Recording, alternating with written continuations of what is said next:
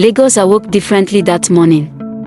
The air was thick, not with harmattan dust or the usual smog from downfalls, but with something unexplainable. It was the weight of expectation. A long-awaited moment. A city notorious for swallowing its sins whole was holding its breath, finally ready to spit out one of its most rotten truths. Inside the courtroom, the chill of the air conditioner couldn't compete with the heat of the tension in the air. Eyes darted. Cameras clicked. Placards outside beat against the glass like impatient spirits demanding justice. At the center of it all sat Chief Dameno, regal as ever in his spotless agbada, but the shine had faded. The man who once silenced rooms now sat mute, alone, and shrinking with each passing second. Then came Kemi. She entered slowly, her presence shaking the foundations of the courtroom in a way that no gavel ever could. One child sleeping on her back, the other gripping her fingers tightly, two innocent symbols of a very public sin. Her face, once haunted, now held fire. Not anger, not bitterness, but that fierce calm born from surviving what was meant to break her. And behind her came Coco. No longer just a police officer. No longer just a name whispered in activist circles. Today, she was a storm dressed in uniform. The type that doesn't ask for permission, it just arrives and changes the landscape forever. The trial was a theater of flashbacks. Moments of horror and betrayal, projected like scenes from a film no one wanted to remember, but everyone needed to see. Kemi's teenage eyes, wide with fear. Chief Dameno's deceptive charm. The late-night whispers. The bribed silence. The bruises covered with foundation. The lies spoken like lullabies. And then came the truth.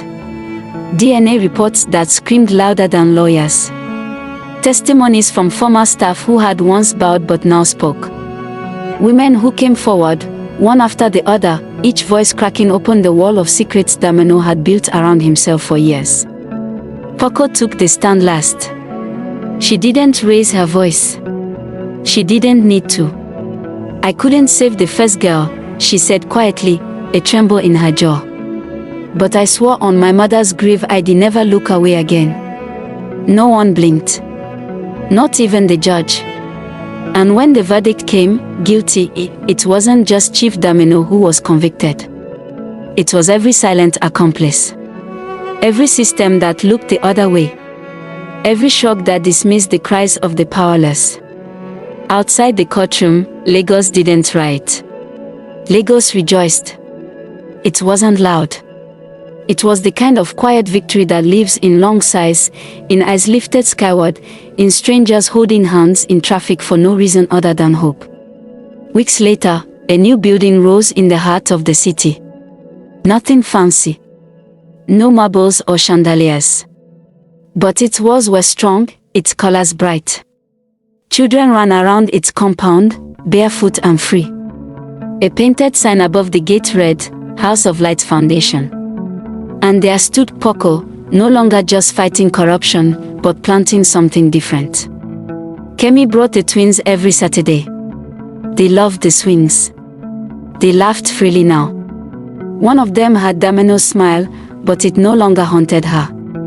It reminded her that pain doesn't define the future. Choices do. One afternoon, a plain brown box arrived at Coco's desk. No name. No stamp. Just silence wrapped in cardboard. Inside was a photo, faded, folded. A girl. Big eyes. Gold earrings. A look Poco had seen only once in her life. In the mirror. Her fingers trembled. Her breath caught. "She's my sister," she whispered. And suddenly, the story she thought was ending had just peeled open a new chapter. Because justice doesn't rest. And healing doesn't have a deadline. This was never just about punishment. It was about unlearning silence. About the power of one voice daring to say, "Enough."